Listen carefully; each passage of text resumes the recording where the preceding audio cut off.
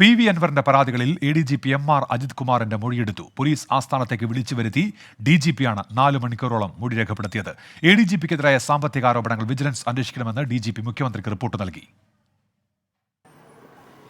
സംസ്ഥാന പോലീസ് തലപ്പത്തെ ഒന്നാമൻ രണ്ടാമനായ ഉദ്യോഗസ്ഥനെ ചോദ്യം ചെയ്യുന്ന അപൂർവ സംഭവമാണ് ഇന്ന് പോലീസ് ആസ്ഥാനത്ത് നടന്നത്. അതും ഭരണകക്ഷി MLAയുടെ പരാതിയിൽ. മലപ്പുറത്തെ സ്വർണം പിടിക്കൽ, റിദാൻ കൊലപാതകം, വ്യവസായിയായ മാമി തിരോധാന കേസ്, ഫോൺ ചോർത്തൽ, തൃശൂർ പൂരം കലക്കൽ, കവടിയാറിലെ കെട്ടിട നിർമ്മാണം തുടങ്ങി പി.വി. അൻവർ നൽകിയ പരാതിയിലെ പ്രധാന ആരോപണങ്ങളെല്ലാം 4 മണിക്കൂറോളം നീണ്ട മൊഴിയെടുപ്പിൽ DGP ചോദ്യങ്ങളായി ഉയർത്തി. ചിലതിന് രേഖകൾ ഉയർത്തിയും അല്ലാത്തതിന് വിശദീകരണത്തോടെയും ADGP മറുപടി നൽകി. അജിത് കുമാറിന്റെ കീഴുദ്യോഗസ്ഥരായ IG സ്പർജൻ കുമാറും പങ്കെടുത്ത മൊഴിയെടുപ്പ് ക്യാമറയിൽ പകർത്തി. അൻവറിന്റെ ആരോപണങ്ങൾ യുക്തിക്ക് പോലും നിരക്കാത്തതാണെന്ന് ആവർത്തിച്ച് നിഷേധിച്ച അജിത് കുമാർ സത്യം തെളിയാൻ ആരേക്കാൾ കാത്തിരിക്കുന്നത് താനാണെന്നും DGPയോട് വിശദീകരിച്ചു.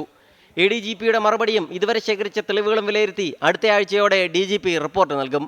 അജിത് കുമാറിനെ മാറ്റണോ എന്നതിലും രാഷ്ട്രീയ ആരോപണങ്ങളെ പ്രതിരോധിച്ച മുഖ്യമന്ത്രിയുടെ തുടർ നീക്കത്തിലും ഈ റിപ്പോർട്ട് നിർണായകമാവും.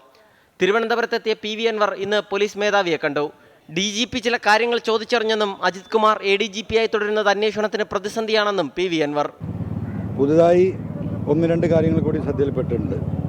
അത് ഡീറ്റെയിൽഡ് ആയിട്ട് അദ്ദേഹത്തിന് അന്വേഷിക്കാൻ വേണ്ടിയിട്ട് കൊടുത്തിട്ടുണ്ട്. അപ്പോൾ കുറച്ചും കൂടി വിശാലമായി തെളിവ് തരാൻ നിന്നിരുന്ന ചില ഓഫീസർമാരുണ്ടായിരുന്നു. അവരൊക്കെ ഇദ്ദേഹം ഈ സ്ഥാനത്ത് നിന്ന് മാറാതെ നിൽക്കുന്നത് കൊണ്ട് ഇപ്പോൾ ഒരു ഭയപ്പാടിലാണ്. അപ്പോൾ അത് സത്യത്തിൽ തെളിവ് കൊടുക്കുന്നതിൽ എനിക്ക് പ്രതിസന്ധി സത്യസന്ധമായി സൃഷ്ടിക്കുന്നുണ്ട്. അതിനിടെ അനധികൃത സ്വത്ത് സമ്പാദനവും കെട്ടിട നിർമ്മാണവും പോലുള്ള ആരോപണങ്ങൾ വിജിലൻസ് അന്വേഷിക്കണമെന്ന് ശുപാർശ ചെയ്ത് DGP മുഖ്യമന്ത്രിക്ക് റിപ്പോർട്ട് നൽകിയിട്ടുണ്ട്. വിജിലൻസ് അന്വേഷണത്തിൽ മുഖ്യമന്ത്രി ഇതുവരെ തീരുമാനമെടുത്തിട്ടില്ല. 24 തിരുവനന്തപുരം.